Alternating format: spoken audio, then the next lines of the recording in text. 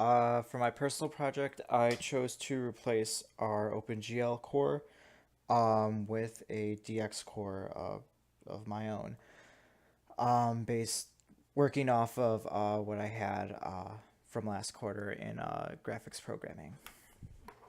So, a good majority of this project was just writing wrappers for on the engine on my base engine, uh, so that my graphics objects would be compliant and methods would be compliant with the already existing game engine code. Um, so yeah. So yeah, the way I have it set up is so my game engine derives from my graphics engine. The graphics engine is responsible for initializing all of the DX stuff, including the windowing. Um, and yeah, so I'll start by going to the main. So the game engine calls run. This will then call run on the my base engine, my base class, which will then initialize the DX application, initialize the window, and then start the main game loop. Um, so yeah, so uh, init direct 3D, init demo. So this, it creates all of my DX elements. So my, whatchamacallit? Yeah, well, my device, my immediate contacts, my swap chain, my depth buffer,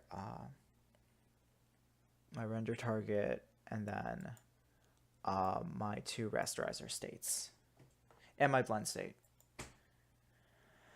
Engine, nope. Okay. So yeah, that all happens in here. And then after all those objects are created, it calls init demo. So this is where I set up my blend state. And it's also where I call load content on my derived game engine. So yeah. So this has to be defined inside of Kiwi, and then that loads all the assets in, and then similarly unload, update, and draw. They all have to be defined inside of the derived class.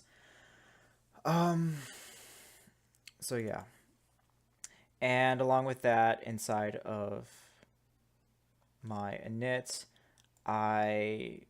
okay, so part of creating wrappers for my game engine was trying to find a way to hide away some of the more technical DX stuff that some of the classes might need. So if I remember correctly, I'm pretty sure the graphics objects need access to the immediate context when rendering. So previously in graphics programming, we'd pass this into the graphics object as a parameter, but honestly, I wouldn't expect the typical user to know what this is or how to use it or what it is for that matter. So all of this stuff I just put inside of a singleton, which, so yeah, a singleton called graphics device, which it's the only reason why it's here is to store my DX elements for when I need them inside of the classes on my core side. So yeah, I believe just pulling up a random.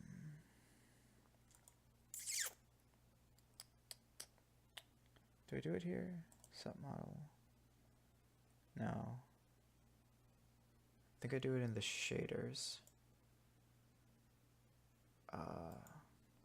So yeah, just certain classes, certain objects need access to that information, and so they just grab it from this object. So yeah, so that init demo is called, and then it starts the main game loop. It calls update scene, which then calls update on the game engine, which does whatever the game engine update has. So it processes time and calls update on the scene attorney, and then it calls draw scene. It calls draw on the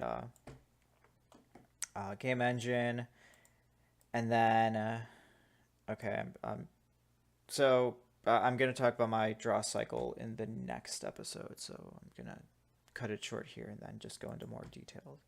Wrong thing. Next